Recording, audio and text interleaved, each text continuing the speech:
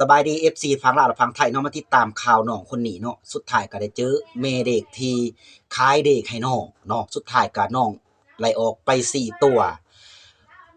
ประมาณแม่เด็กประมาณ10-20คนนี่แหละเนาะตามข่าวเขาออกมาเนาะว่าสุดท้ายน้องคนนี้ก็สิถูกเป้เนาะสิถูกแม่เด็กเป้แต่แม่เด็กจะไล่เงินนำเนาะสุดท้ายแม่เด็กจะได้เงินนำน้องพี่บ่าเป็นไปบ่ได้น้องก็เงินน้องซื้อ บ่มีไผให้ดอกบ่มีไผให้ดอกไผว่าสิไปให้อยากได้เงินนำน้องครึ่งหนึ่งบ่หรือว่าอยากได้เงินนำน้องภาคส่วนหนึ่งและทุกคนมีความคิดเห็นแบบใดว่าให้บ่แม่เด้หรือว่าบ่ให้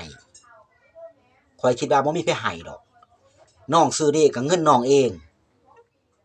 เจ้านี่เจ้าสิเสียอีก2ทบญ้อนว่าจะปบคดีแม่เด็กปบคดีได้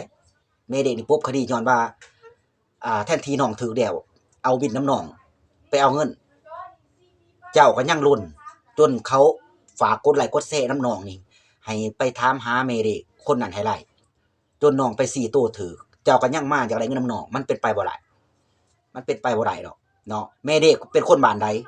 เนาะแม่เด็กเป็นคนที่บ้านคิงยุ่งเด้อบ้านคิงยุ่งเมืองเวียงค่ำแม่เด็กของน้องซื้อน้องๆก็อยู่กับบ้านนั่นเองเนาะสุดท้ายนี่เขาว่าน้องจะได้เงินคืนเนาะก็ฝากกดไลค์กดแชร์เนาะต่อไปเพราะว่ายูทูบเบอร์ทางลาวเฮานี่เขาเอาลงเฟซหลายเด้เขาลงเฟซหลายย้อนว่าเขาอีตัวน้องเพื่ออยากให้น้องได้เงินคืนเขาเป็นน้องคนนี้เป็นหน้าสังเวชเป็นเตะหน้าอีตูนเนาะแล้วทุกคนคิดว่าแนวใดว่าเอาเงินนำน้องนี่ให้ไล่ให้ปันครึ่งกันนี่นะเขาก็ยังเงิดอยู่เนาะแทนที่ว่าน้องซื้อเลขเองนี่นะยังสิเอาเงินนำน้องครึ่งหนึ่งเนาะมันเป็นไปบ่ได้ดอกมันเป็นไปบ่ได้บ่แม่นว่าสิไปซื้อถูกเลข6 ตู้นี่เขาก็ยังหักเอาเองเขาแหละเนาะถ้าว่าถือ6 ตู้นี่300ล้านเขาก็ยังหักเอาไป40%เนาะ40%อันนี้มันก็เป็นของเขาของธรรมศาสตร์ของระบบของเขาเนาะอันนี้น้องถูกเลขแสนกีบ3 ตู้50 ล้านเขาจับหลายท่านยังอยากได้เงินนำน้องอีกเจ้าหันเอาเงินให้น้องเบิด50 ล้านหันมันก็ดีแล้วดีกว่าเขาบ่เอาเรื่องเจ้าหั่นเนาะดีกว่าเขาบ่เอาเรื่องเจ้ามันก็ดีแล้วหันเขาเอาเรื่องเจ้าติดคุกย้อนได้ย้อนว่าคดีนี้จะปบคดีเด้เป็นคดีที่ว่าโอ้มาตรา1,100พุ่นเด้บ่ธรรมดามาตรา1000000.0พุ่นเพราะว่าตัวเด็กน้อยยังบ่พอยังสิได้อยากได้เงินครึ่งหนึ่งของนำน้องอีกน้องตาลำๆนี่นะเนาะบางคนก็ถามมาว่าแม่เด็กอยู่บ้านใดหั่นนะแม่เด็กอยู่บ้านคิงยุ่งเมืองเวียงค่ำเนาะแล้วก็แม่เด็กหลายคนที่มาหลอกขายแล้วก็น้องก็ได้ซื้อไปเนาะซื้อเด็กไปราคาส่ำ20,000ตั้งแต่ว่าระบบเพิ่นขี้หั่นได้100,000คือสัญญาก็เลยให้น้องเอาเลยน้องก็ได้เอาเลยซะของแนวเด็กน้อยน้องพระสิจักเนาะเด็กน้อยมันบ่จักหยังเนาะมันก็เอาเลยแล้วเงินเก็บไหลเนาะเงินอยู่นำท่า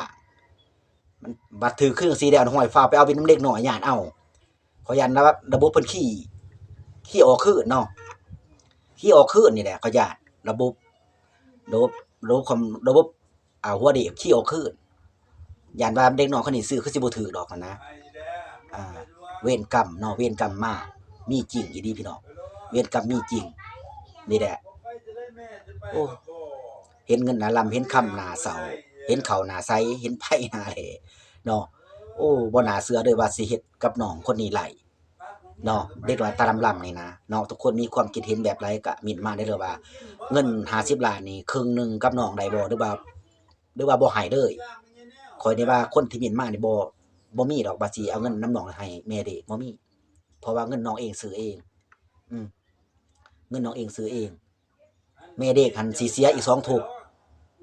ย้อนว่าปบคดีเนาะย้อนว่าปบคดีบ่น่าเชื่อเนาะเรื่องนี้ก็ยังบ่ทันจบพี่น้องเป็นหยังเขาจังบ่อยากถ่ายคลิปเอาแม่เด็กหันลงย้อนว่าแม่เด็กบ่ให้เอาลงเนาะ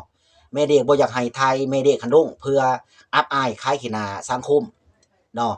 ถ้าว่าเคลียร์กันแล้วเบิดจังได้อ่าจังได้ถ่ายลงว่านี่คือแม่เด็กที่ขายเด็กให้น้องเนาะเรื่องนี้ยังบ่ทันจบย้อนว่ายังเคลียร์กันอยู่พี่น้องเคลียร์กันว่าเงิน50 ล้านยังอยากแบ่งครึ่งกันนี่นะ มันเป็นไปบ่ได้พี่น้องมันเป็นไปบ่ได้เนาะก็บ่มีหยังหลายก็ฝากกดไลค์กดแชร์กดติดตามไปเรื่อยๆฟังคลิปนี้ให้จบเนาะว่ามันเป็นจังไดเนาะเรื่องราวของมันเนาะ